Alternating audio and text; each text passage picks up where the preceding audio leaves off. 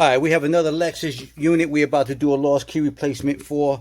This one should be, I believe this is a 1999 ES300. Customer just dropped this off. They just came from South Georgia, so they drove a couple hours to get up this way. And that's about it. They gave us the ECU, which we're going to do the program. They gave us a door lock so we can figure out what the cuts are. I'm going to take these blank keys right here and just figure out what the cuts, cut the keys, and then do the programming. I'll come back in a little bit.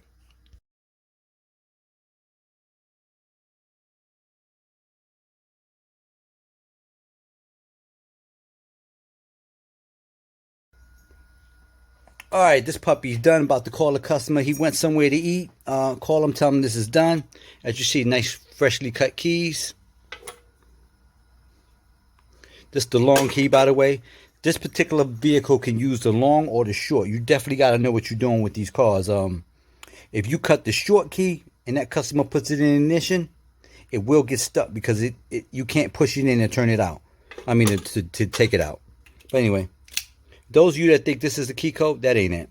Some of these locks will have it. Some of it will be on there, but it'll be so corroded that you can't read it. So what I do is, I sight read it through here. I look at the way the wafers move. I've been doing this for a while, so I'm able to look at it and sight read it and cut a key that way. And that's about it. Here you go, spring action. Key 2. And what I don't do when oh yeah, these are pre-programmed to the ECU. So the anti-theft system will allow the vehicle to start. Now what I don't do is, I don't auto set these, or put it in auto learn, which we call it, where you send this to somebody, you pay them some money, they send it back, and then you have to finish up the programming. Sometimes that's a little cheaper, but guess what? If you don't do it right, you're going to have it done again. That's more shipping, more time. What I do is plug and play. These keys are already programmed in the box. Plug it in, stick the key in ignition, drive away. That's basically it.